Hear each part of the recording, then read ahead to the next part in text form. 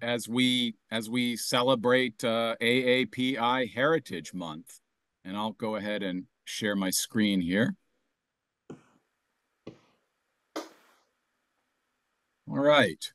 Um, Tonight's topic, everyone, is one that's interested me for about 25 years. It started back in the late 1990s when I was a doctoral student at the University of Texas. And one day, as I was looking for a book in the library, I was using the card catalog system. And I include a picture here because many of the younger members in the audience may not know what a card catalog is or what it looks like. Anyway, I was hunting for a book on Chinese history when serendipity struck. By random chance, I stumbled across a card for a book from 1838 called The Chinese Museum. Now, since the book was old and fragile, the University of Texas Library had placed it in special storage, and it took me a whole week to obtain the book. But when I finally got my hands on it, it did not disappoint. Here it is. It was the descriptive catalog for a Chinese museum that opened in Philadelphia back in 1838. I wrote a seminar paper on this venue that year, but my research didn't stop there.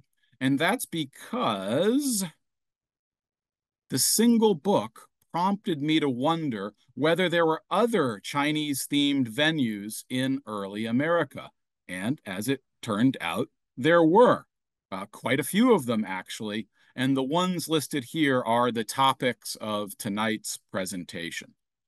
So let's begin with the earliest one there in red. In the late 18th century, a man named Andreas Everardus van Bram Haukgeest, he's a really long name, he was about as worldly a person as you could be. He was born in 1739 in Holland. He had served in the Dutch Navy, and he had lived in China for 15 years as an agent for the Dutch East India Company. In the 1780s, he moved to Charleston, South Carolina to represent his government in the American South. Now, the warm climate appealed to him, and so he decided to settle down and stay there. He purchased a rice plantation. He brought his wife and children over from Holland, and he became a naturalized U.S. citizen. Thinking that all his adventures lay behind him, Haukgeest prepared to retire. And then tragedy struck. A diphtheria epidemic claimed his 4 youngest children. They died. And to make matters worse, he went bankrupt after he had entrusted his money to a scoundrel. And so, when the Dutch East India Company invited him to return to China, he seized the chance. He bid farewell to his wife and he sailed for Guangzhou. Though he did not know it, his greatest adventure lay ahead. While living in Guangzhou, Haukgeest longed to see other parts of China. And he was not alone. In his day, China stood as a colossal mystery in the Western mind. The dearth of reliable information resulted from the Qing government's restrictive policy towards the West. In 1760, the Emperor Qianlong confined Western traders to Guangzhou in order to limit China's intercourse with the outside world. Yet so curious was Haukgeest to see the interior of China that he did something remarkable. He hired 2 painters to travel widely throughout the country and, in his words, quote, collect views of everything curious and picturesque which that country contains, end quote. Their job, in short, was to paint China. Now, Haukgeest, in 1794, Haukgeest seized the opportunity to see China himself. He knew that in 1795, the emperor would be celebrating his 60th year on the throne. Houtgeest suggested that Holland send an embassy to Beijing in order to honor the emperor, and he got his wish. Late in 1794, he and the other members of the Dutch delegation set out. They would do what few Europeans were allowed to do, see the interior of China and visit the Forbidden City. Houtgeest made the most of his chance. Along the way, he busily sketched scenes and wrote word pictures of places no European had ever seen before. Sometimes what he saw inspired genuine wonder. For example, he beheld one landscape that was so beautiful that he wrote, quote, "I could not falsify my eyes." He couldn't believe what he was seeing. When the Dutch embassy finally reached Beijing in January of 1795, Houtgeest was physically exhausted. The once portly man discovered that the privations of travel had reduced his waistline 5 inches. He lost a lot of weight. And on the appointed day, Chinese officials escorted Houtgeest, baggy clothes and all, to the Forbidden City. There, his delegation would appear before the emperor. As Houtgeest scanned his surroundings, he marveled at the grandeur of the architecture. As for Qianlong, he took an instant liking to Houtgeest. He laughed when Houtgeest, while attempting to kowtow, lost his hat. And near the end of the banquet, after Houtgeest had delivered his toast, the emperor did something that Houtgeest would never forget, and he wrote about it. He writes, "I finished my salute of honor, and when I rose to retire, the emperor, having his eyes still turned towards me, kept looking at me with a countenance expressive of the greatest kindness. Thus did I receive a mark of the highest predilection, and such as it is even said no envoy ever obtained before." So as Houtgeest journeyed back to Guangzhou, he basked in the knowledge that he had formed a personal connection with the Emperor of China. Later that year, Houtgeest prepared to return to the United States. The ship that would convey him to Philadelphia contained not just his paintings of China, and there were 2,000 of them, but also a collection of objects. For Houtgeest had acquired not only Chinese art and artifacts, but also examples of Chinese wildlife. He had specimens of birds and animals stuffed by a taxidermist. He also brought with him to Philadelphia 5 Chinese servants. When Houtgeest reached Philadelphia in 1796, he immediately began to pursue a wasteful lifestyle. He purchased 430 acres outside the city, and he commissioned an architect to construct a Chinese-style mansion. His new home, which he called China's Retreat, was topped with a pagoda. As Houtgeest strolled across his grounds, he could observe with satisfaction that he had created a miniature China in America. Now, not surprisingly, the eccentric Houtgeest became a local celebrity. You didn't see someone like this every day. Wherever he went, he would take his carriage and his 5 Chinese servants because he loved passing the crowds who would stop to stare at the novel sight. No one had ever seen Chinese people before. He was also quite fond of showing off his collection to visitors. A skilled storyteller, Houtgeest would thread his amazing narratives through his belongings, causing the inert objects and paintings to come to life. Guests were pleasantly astonished, even dumbfounded, as China appeared before their eyes. The Chinese artists he had hired, as you can see from the paintings, depicted China as a beautiful wonderland. Hauptke's guests, their imaginations stimulated, began to feel that, in visiting China's retreat, they had actually journeyed to China itself. One guest wrote, "It was impossible to avoid fancying ourselves in China while surrounded at once by living Chinese and by representations of their manners, their usages, their monuments, and their arts." Hauptgeist, in short, gave guests a novel experience, a virtual tour of China. Unfortunately, very few people would ever visit China's retreat. After 1 year, Hauptgeist's extravagant ways caught up with him. By 1797, he had depleted his fortune. Unable to pay his debts, he was sent to debtor's prison. His friends secured his release, and he did return to China's retreat, but only briefly. His downward spiral continued.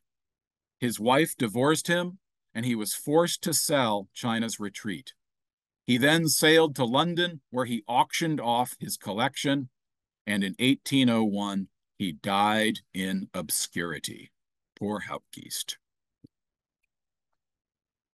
After Hauptgeist, about 30 years went by before Americans received another opportunity to inspect Chinese pictures and artifacts. During these years, Americans satisfied their curiosity in a most unsatisfactory way. They studied their dinner plates because these carried idealized Chinese landscapes. Sometimes these plates were exports from China. Other times they were British ceramics trying to look Chinese. Americans also enjoyed Chinese imagery when they were shopping for tea. Tea companies used exotic images of China to advertise their product. They also, as a marketing strategy, employed Chinese theming in their stores to allow their customers to enjoy an exotic experience when they shopped for tea. Here is a picture of the Peking Tea Company, which was located in New York and Philadelphia. We can do a close-up here. And you can see that they have decorated their store using crates and statues, not just as ornaments, but as objects of interest. Like the idea is you're supposed to stroll by and want to look at these things. The crates often carried idyllic Chinese scenes. Tea traders would try to import teas that came in decorated crates so that they would appear more Chinese. In fact, as this merchant tells us, the packaging may have been as important or more important than the product inside. The statues were often used by Chinese tea merchants, and the statues were often of Chinese tea merchants and their wives, as you can see here on the right. And these were also presented as objects of interest. In 1840, one tea seller in Boston went a step further by hiring a Chinese man to pack teas. Hold on a second. I think something happened there. Let me share screen again. There we go.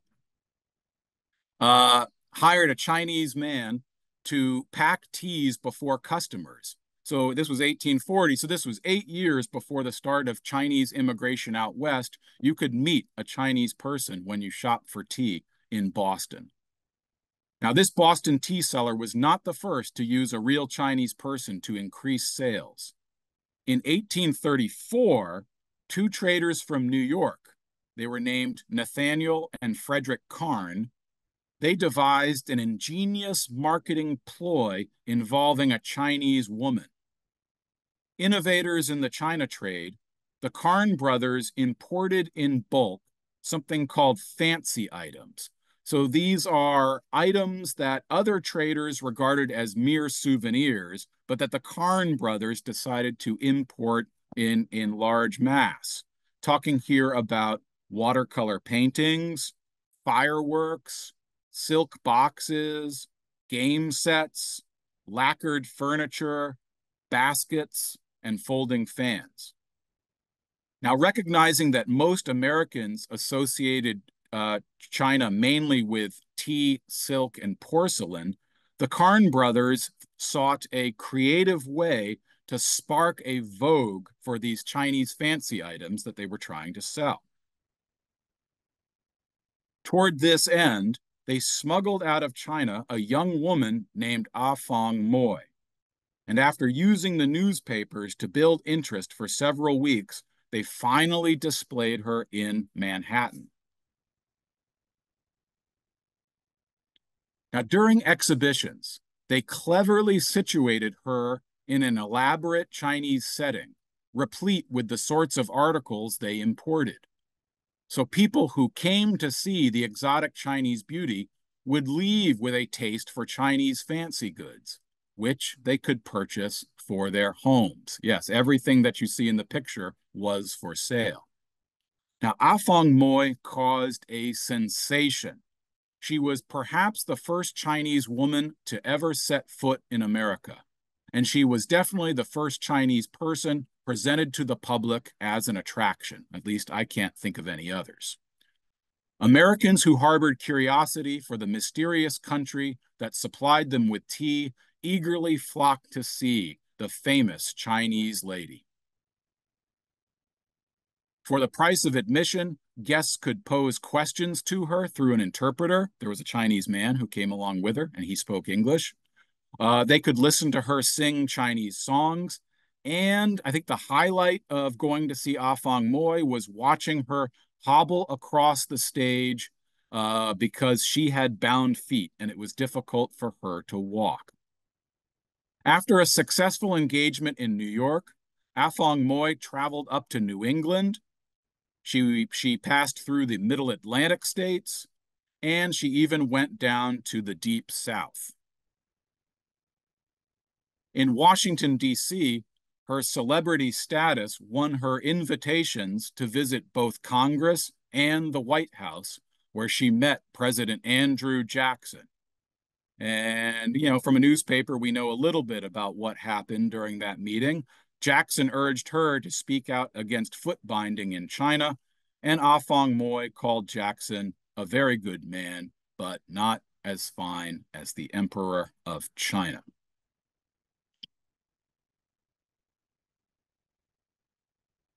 All right.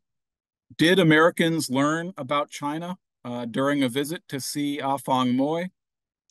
Maybe a little bit.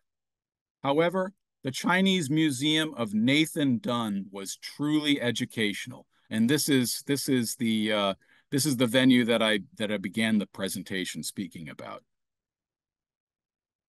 This is Nathan Dunn, and he was born in 1782 to a farming family in New Jersey. His father died shortly after his birth, and his widowed mother and he moved to Philadelphia in 1802. In 1805, Dunn and a business partner launched their own company, and that same year, the Quakers received him as a member. However, over the course of the next decade, Dunn slid into a quagmire of debt so severe that in 1816, the Quakers disowned him on the grounds that he was unable to pay off his creditors. Dunn had reached rock bottom by the age of 34. Looking for a fresh start and a way to pay off his debts, Nathan Dunn sailed to Guangzhou in 1818 to enter the China trade. His decision was far from uncommon, as many men mired in financial difficulty resorted to the lucrative China trade. In a couple of respects, however, Dunn was different from the average trader. First of all, few American traders openly objected to the opium trade, and some earned most of their profits from it. But Nathan Dunn opposed the opium trade. He wrote, quote, "Opium is a poison, destructive alike of the health and morals of those who use it habitually, and therefore the traffic in it is nothing less than making merchandise of the bodies and souls of men," end quote. So that's one way he differed from many other traders. Second, Dunn differed in terms of his length of stay in China.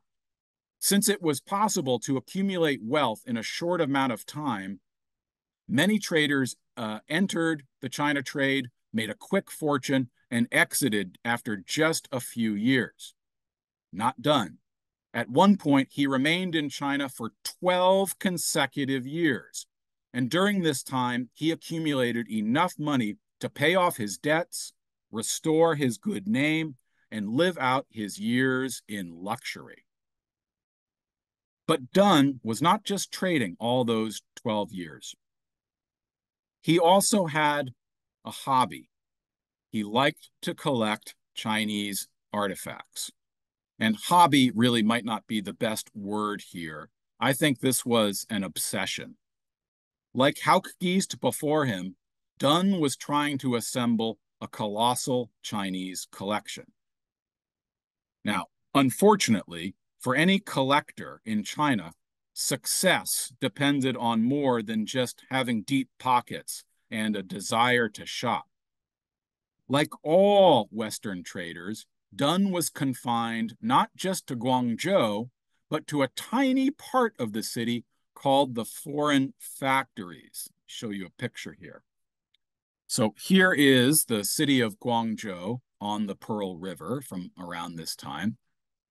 And here you can see the foreign factories in red to your left, and they are situated just outside the city walls. You can see the crenellated walls of Guangzhou. So this foreign area where Dunn lived was not big at all. In fact, he worked, ate, and slept in an area that measured 400 yards by 300 yards. I can't imagine living in a space that small for 12 years. And as he paced the perimeter for exercise, Nathan Dunn wondered how he would assemble a collection that truly reflected all of China and not just Guangzhou.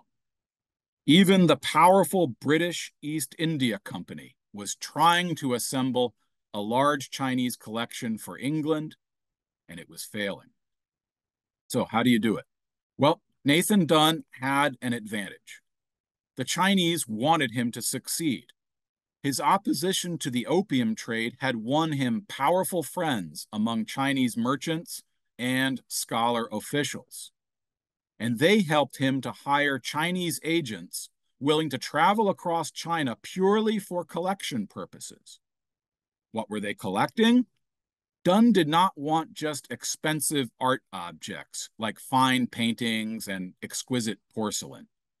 Rather, he hoped to assemble a collection that truly reflected ordinary Chinese life.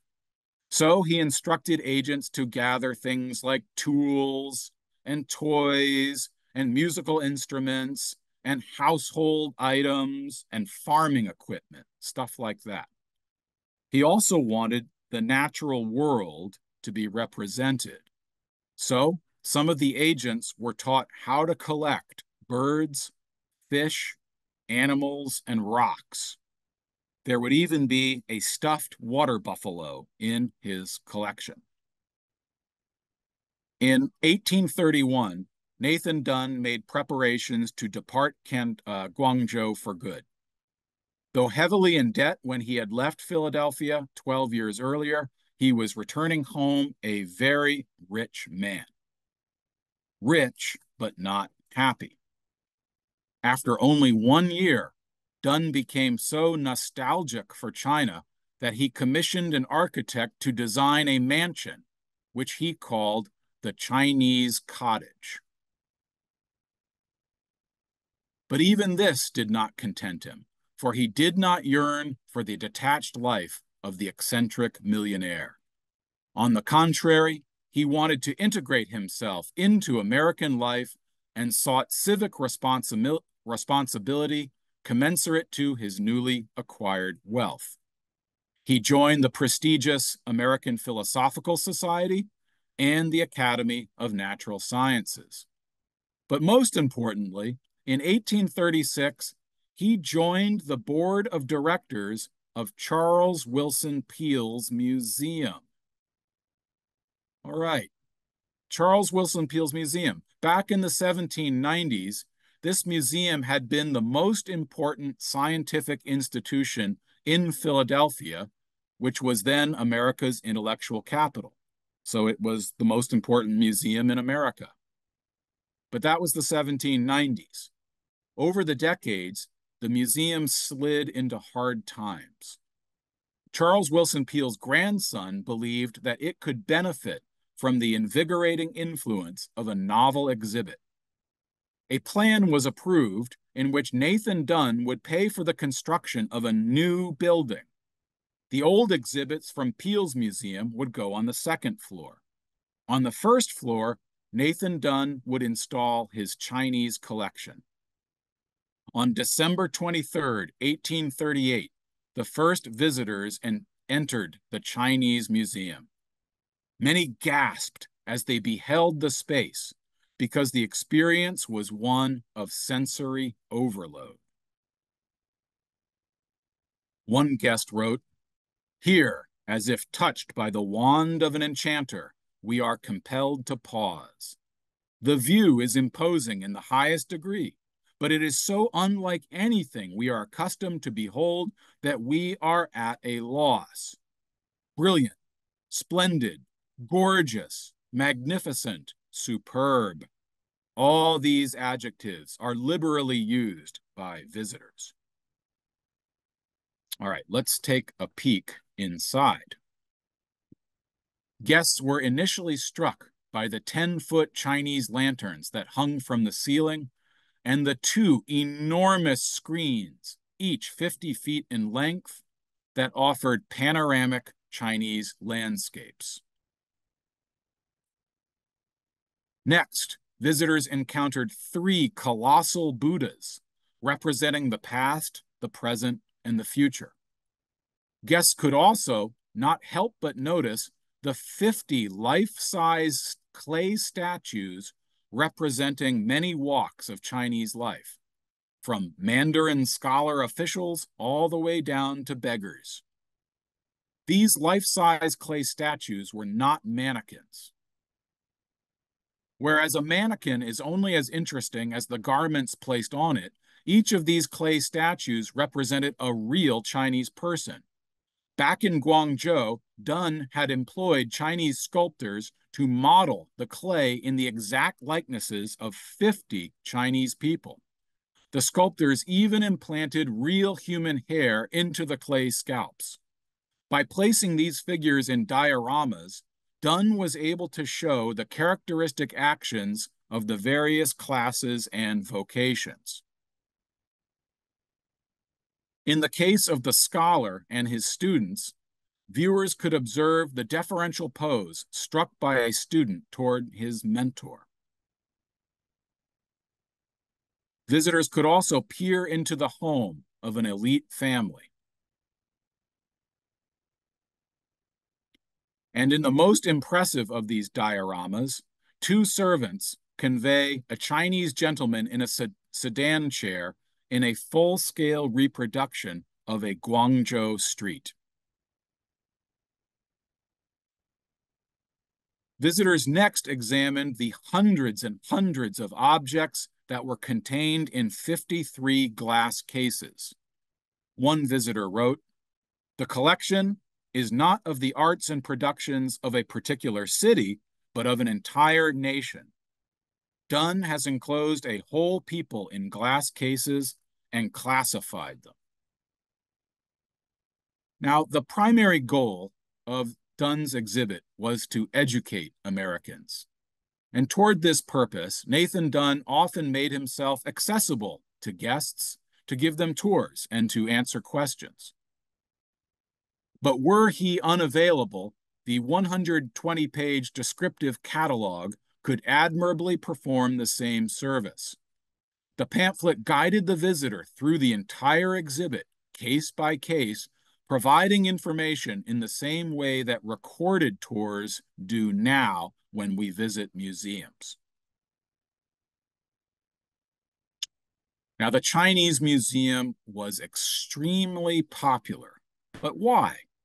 Well, there could be many reasons, but when we look at the reaction to the museum found in newspapers and personal accounts, we can see why. Guests claim to have experienced what we would call kind of a virtual reality. They wouldn't use that term, but people back then felt like the museum had lifted them out of their humdrum, boring, ordinary lives and transported them to China.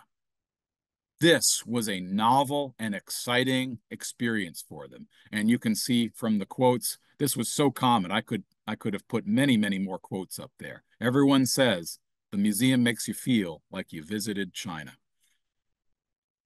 In 1841, Nathan Dunn packed up the collection and moved to London.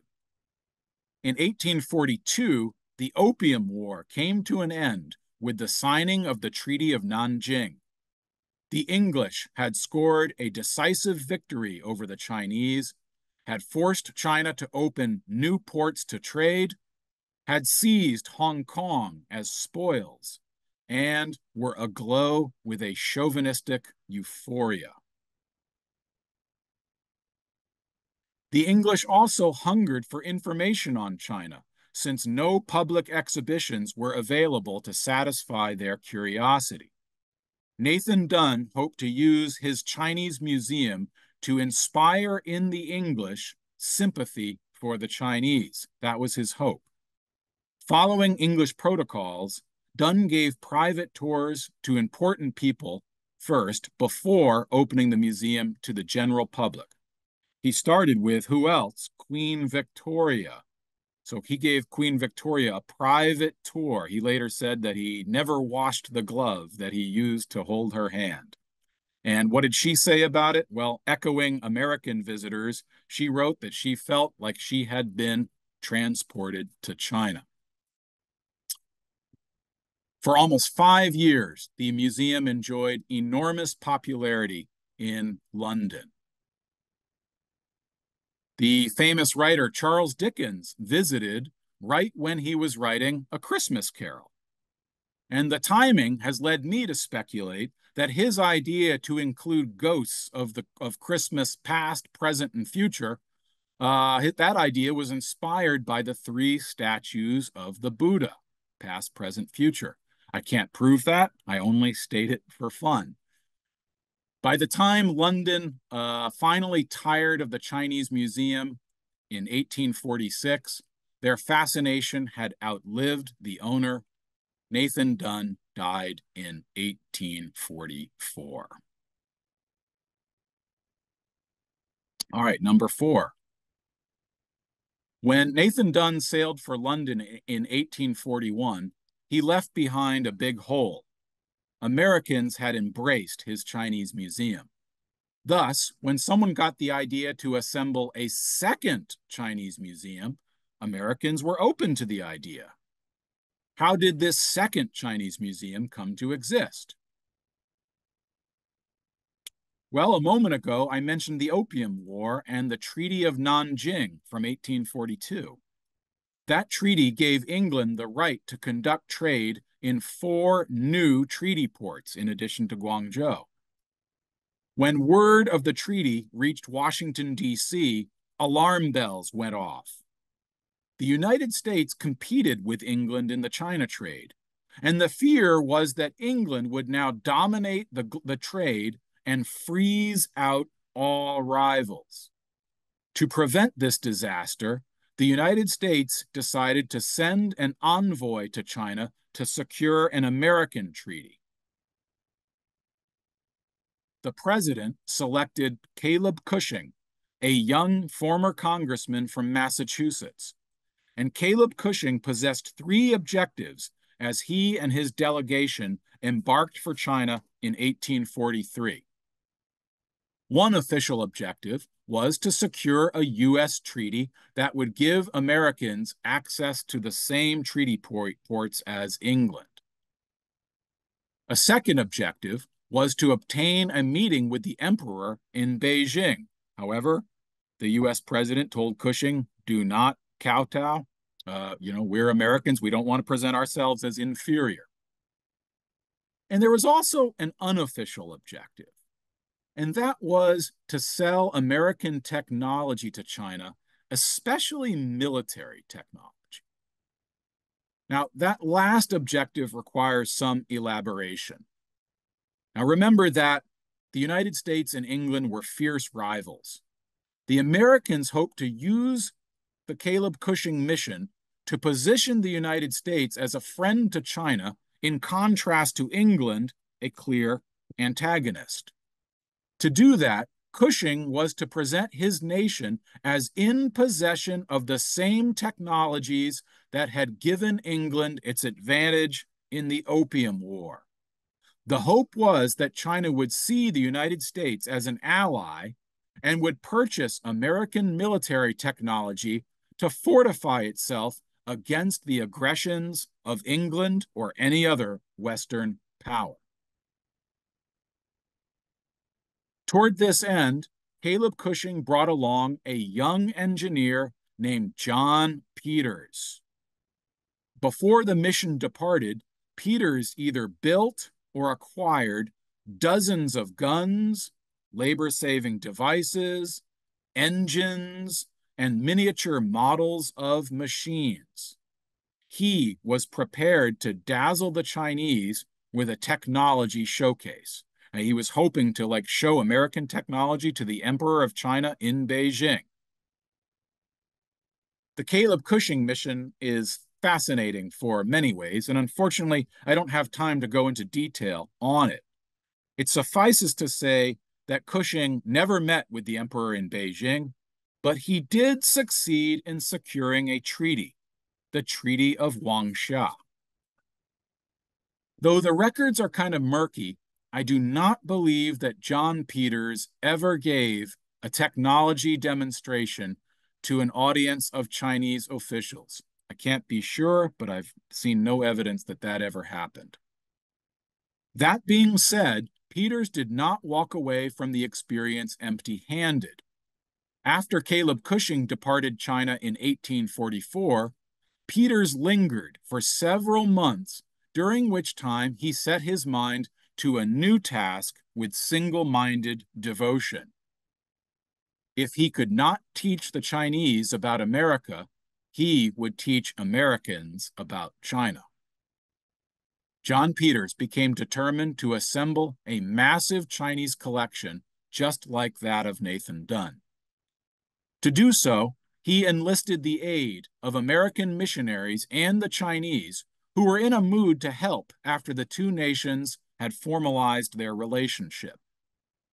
Peters returned home in 1845 and began to install his Chinese collection in a museum space in Boston. Later that year, the museum opened to the public. What did it look like? Well, Peters harbored an educational philosophy similar to Nathan Dunn's, and this idea was that you could immerse visitors in a Chinese experience, and if you did that, they would learn. Not surprisingly, Peters's museum bore a strong visual resemblance to that of his predecessor.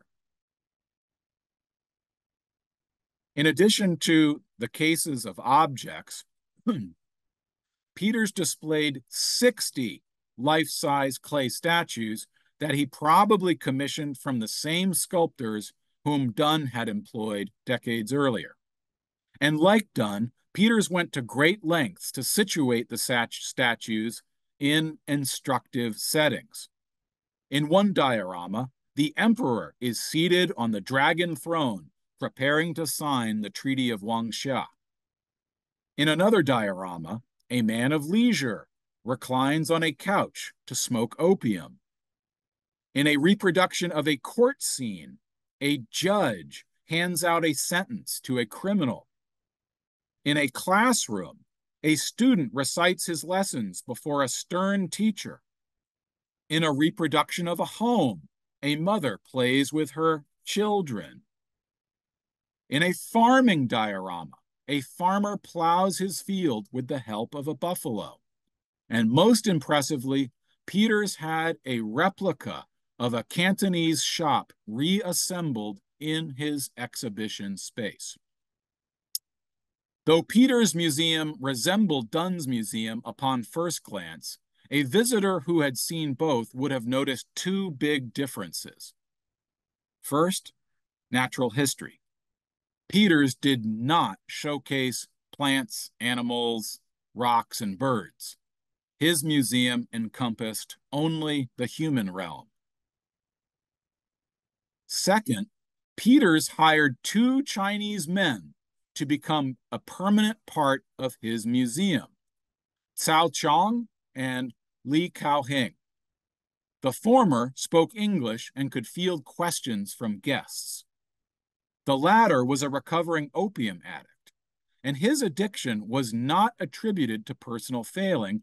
Rather, he was presented by Peters as a victim of England's immoral opium trade. Peters, like Dunn, wrote a descriptive catalog to accompany the exhibit. In it, he made clear his opinion of the opium trade. He asks, is it strange when the Chinese see the greatest European nation flood their shores with a drug which destroys thousands? Is it strange that they should look upon these people as barbarians? Well, the museum remained in Boston for over a year. In 1847, Peters shipped the collection to Philadelphia, where it occupied the building vacated by Nathan Dunn. Philadelphians did not see a second Chinese museum as repetitive. They had loved Dunn's museum and were eager to enjoy such an experience again. And this time it was a little different because they could meet the two Chinese people. This is William Elliott Griffiths, and he would, a few decades later, become one of America's leading experts on Asia. He became a scholar.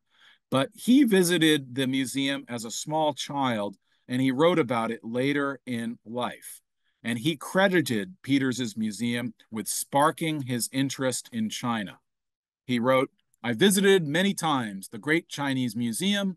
There were life-size groups of human figures, male and female, picturing all classes, representations of shops and crafts, and a varied collection of genuine objects of use and beauty.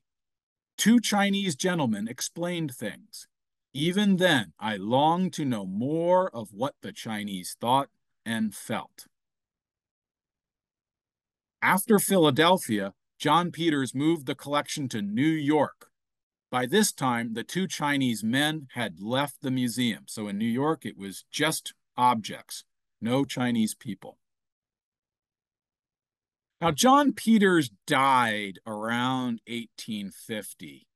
And at this time, the collection was sold to P.T. Barnum. You've probably heard of him. He was the most famous showman in America. By the time Barnum took ownership of the museum, it had been receiving visitors for many months. The challenge to Barnum, therefore, was to find a way to make it seem new to New Yorkers.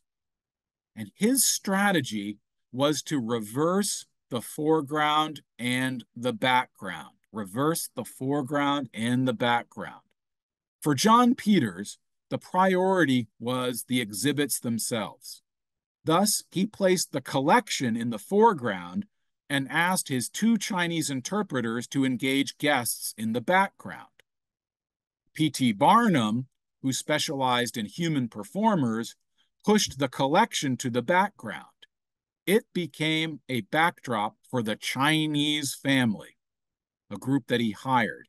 And in this group, he heavily promoted a young woman, Huan Yi Ku, whom he named the Chinese belle, like the Chinese beauty. So P.T. Barnum's strategy was to feature Huan Yi Ku. Now, there was only one problem, and this was that she was not really a novelty at all. New York had fond memories of the Chinese lady Afong Moy. In fact, Moy may still have been around. I have seen ads from 1848 of Afong Moy performing alongside of Tom Thumb, whom you can see in the picture there in the lower left. In order to make the Chinese belle a marketable attraction, Barnum had to find some way to discredit the Chinese lady who may have been working for him at this time. He did so by telling the press, telling the newspapers, that the Chinese lady was not a real lady at all, whereas Huan was a true lady from the upper crust of Chinese society. Afong Moy, he said, was a woman of dubious status. And that was how P.T. Barnum conducted business. The last story I want to tell involves a sailing craft named the Ki Ying. In 1846, a British sea captain named Charles Kellett purchased a Chinese junk and named it the Ki Ying. He formed a plan to man the junk with a partly Chinese crew, fill the hold of the ship with Chinese artifacts, and sail the vessel to London, where he would make money selling tickets to people who would come on board. Unfortunately, Kellett was a cruel and conniving man. Suspecting that few Chinese would voluntarily sail to London, Kellett decided to lie to them. He told them the falsehood that the junk was on a simple trading mission to Indonesia. Trusting the captain, 40 Chinese men signed contracts to work for 8 months. They signed contracts for 8 months. The Ki Ying departed Hong Kong in December of 1846. All right, here's its journey. It was at the island of Java that the Chinese crew first realized that Kellett had deceived them. They were shocked to learn that in just a few weeks, the junk had already reached its destination. How could that be? What were the other 7 months for? Their astonishment darkened to fear when, without warning, the junk began to pull out of the harbor. As the island of Java disappeared below the horizon, the Chinese understood the nature of their predicament. They were sailing to an unknown destination in the power of an unscrupulous man. After storms battered the Ki Ying in the Indian Ocean, Kellett guided the junk to the island of St. Helena off the coast of Africa for repairs. It was here that the Chinese and some of the European crew grew restive and unruly. Fearing a mutiny, Kellett armed the crew members who were loyal to him and ordered them to whip any insubordinate Chinese crew member. One Chinese sailor, hoping to escape the lash, jumped overboard, and he was hoping to swim ashore, but he was captured and taken back on board the junk. As the Ki Ying sailed out into the Atlantic Ocean, it was a segregated vessel. On one end, Captain Kellett and his faithful crew members sat armed with pistols. On the other end were the Chinese. Now, somewhere out in the middle of the Atlantic, Kellett changed his plan. Instead of sailing directly to London, he rerouted the vessel to New York. His plan was to make money off the Americans. When the vessel arrived in the summer of 1847, it became an immediate spectacle. Unaware of the greed, mendacity, and violence that had brought the junk to their city, New Yorkers turned out in large numbers to inspect the picturesque sailing vessel. Rowboats would take ticket holders out to the Ki Ying, where they could meet the Chinese crew and enjoy the museum below deck. The small collection included musical instruments, religious statues, toys, lanterns, costumes, paintings, and porcelain. There was also entertainment, and this is where the Qiying parted ways with the museums of Nathan Dunn and John Peters.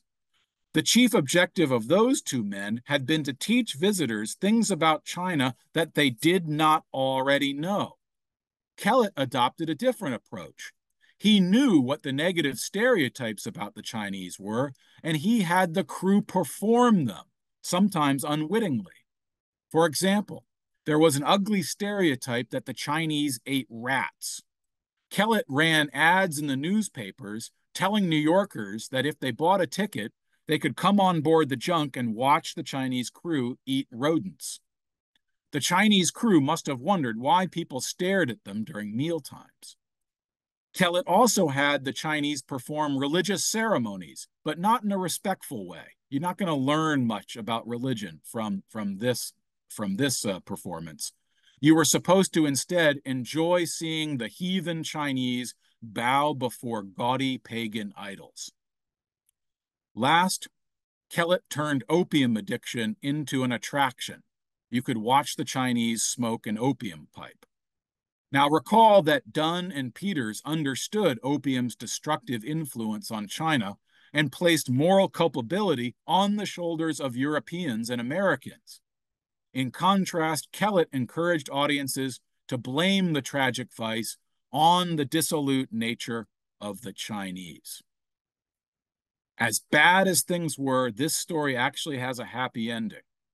That's because the exploited Chinese took action. In August of 1847, their 8-month contract expired. Legally, the Chinese were free to go. A group of 7 Chinese decided to seek out Captain Kellett to discuss their return passage to Guangzhou and any lingering financial matters. Since the Qiying continued to rake in profits, Kellett had no intention of living up to his end of the agreement. Thus, when the Chinese tried to confront him, he took evasive measures. Unable to accost the elusive captain, the Chinese next approached the first mate. When he also tried to avoid them, the Chinese tried to constrain him physically, and an altercation ensued. At this point, Captain Kellett called the police, who boarded the junk, arrested the 7 Chinese, charged them with assault, and incarcerated them. Kellett then proceeded to feed the newspapers a false account of what had happened. The Chinese had tried to attack him, he claimed, while under the effects of opium. But it was at this juncture that Kellett lost control of the narrative. This is Samuel Wells Williams, and he was a missionary in China. He had lived in China for nearly 20 years by this time, and during those 20 years, he had become fluent in Chinese language and had studied Chinese history and culture. In 1847, he happened to be in New York on furlough. His project while he was away from China was to write the definitive book on Chinese civilization, and it would be called The Middle Kingdom, and it came out in 1848, the next year. Williams had previously visited the junk and had spoken to the Chinese crew. He knew that they had been poorly treated. And so when he learned of their imprisonment and their coming trial, he intervened.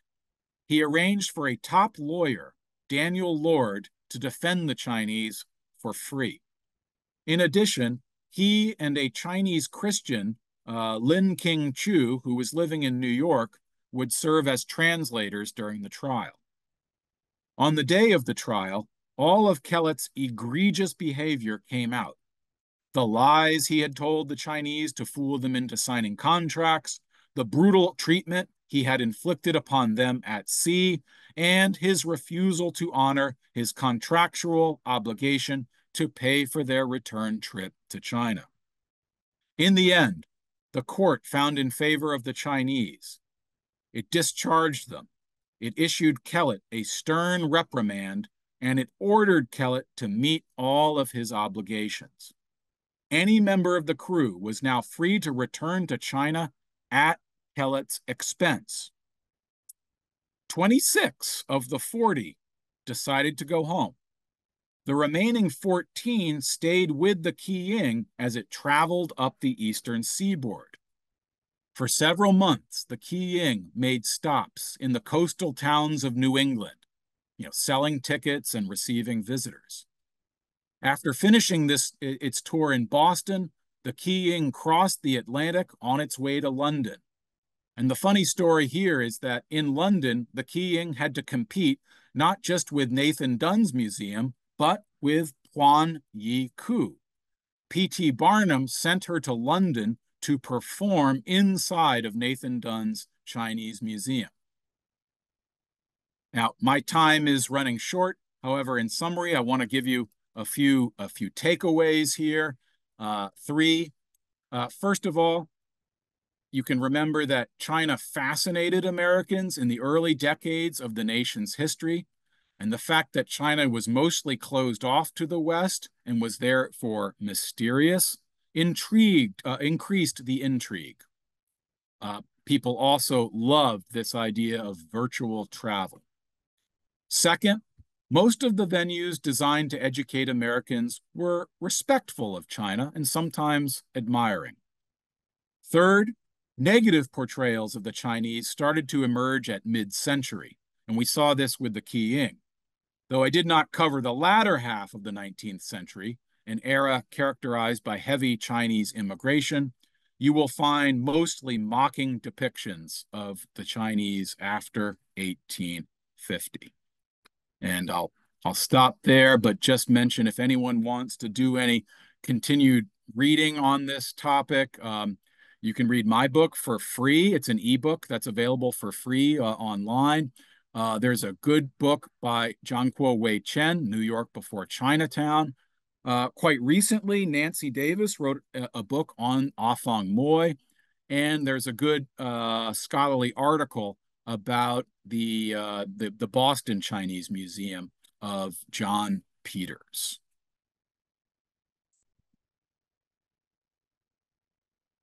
All right, I'll stop right there. Okay, And great. Thank you, Professor Ha. That's really wonderful. Hear a lot of interesting stories of early Americans to China, right? So to the audience, now we actually have a Q&A session.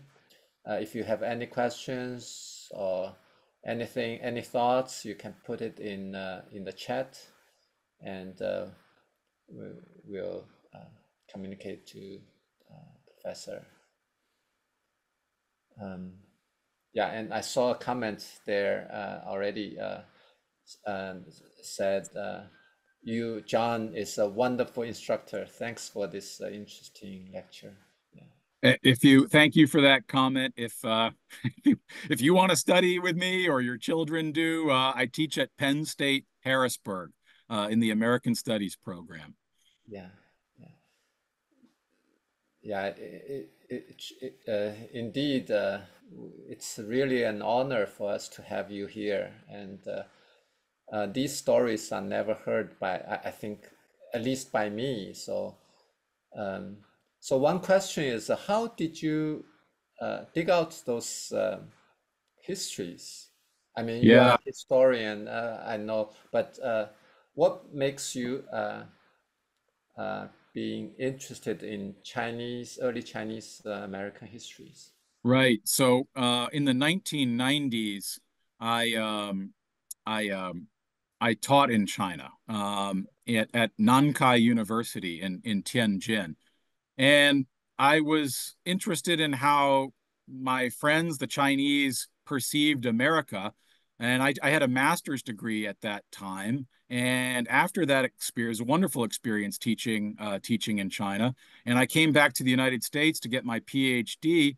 And I thought I'd kind of reverse it. When I was writing my dissertation, I wondered how did Americans learn about China? And so that's what started it all.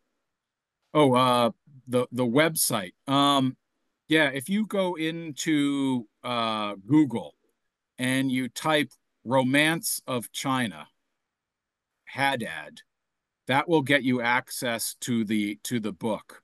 Um, um, Romance of China. It's published by something called Gutenberg E, which is a very large online publisher. You can also buy a print version, but I just figured people would prefer to have a free copy rather than have to pay for it.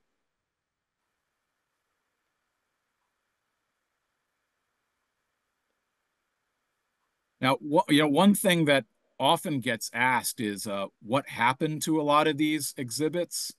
Where are the artifacts?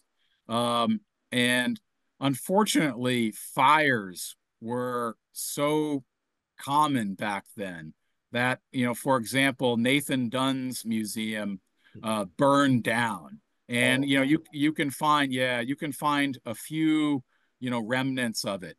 Hautgeist, I mentioned that he auctioned off his collection, and so that got dispersed. The British Museum has those paintings that I showed you while I was talking. Those are what the Chinese artist produced. So remember, he hired two Chinese painters to go around China right. and to paint what they saw. They also converted his sketches because he wasn't a good artist, but he made sketches when he was traveling to Beijing, and they converted his sketches into paintings. And so that album is owned by the British Museum. Okay. So how about the China retreat, his Chinese mansion?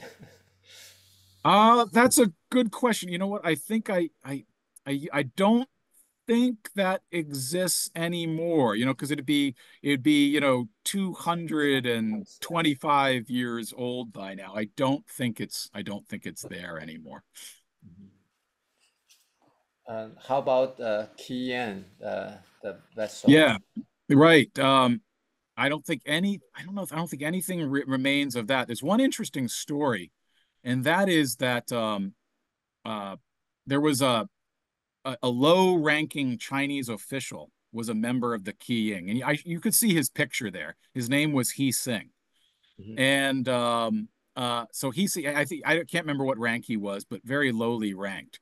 And he was one of the top attractions because you could actually meet a Chinese official if you boarded the Qiying. Now, when the Qiying, when it went to London, it got there a couple years before the Crystal Palace exhibition of 1851. And for those of you who don't know what the Crystal Palace is, it's the world's first World's Fair. There had never been a World's Fair before 1851. So this was the first one. And Captain Kellett was hoping that, a lot of people would be in London to see the Crystal Palace, and he could sell a lot of tickets to the Qiying, which he did. So he probably made a lot of money. But here's what's interesting is that China did not send an official ambassador or representative to the Crystal Palace. Other countries did. China didn't.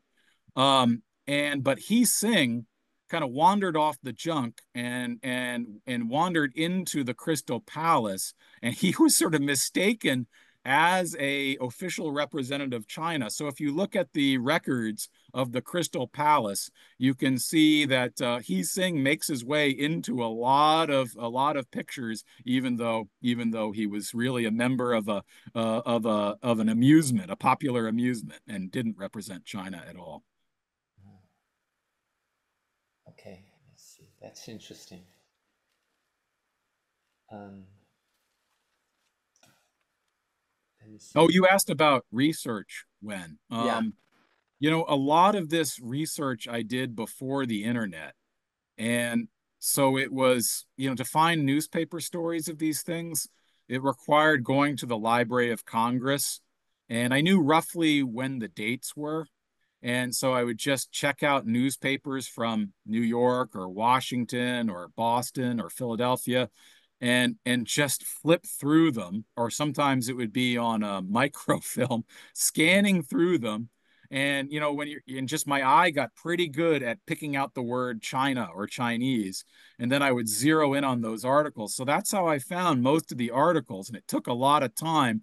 And since I did this research, other people have done research on the same venues. They've studied Nathan Dunn or John Peters or Afong Moy or the Qiying.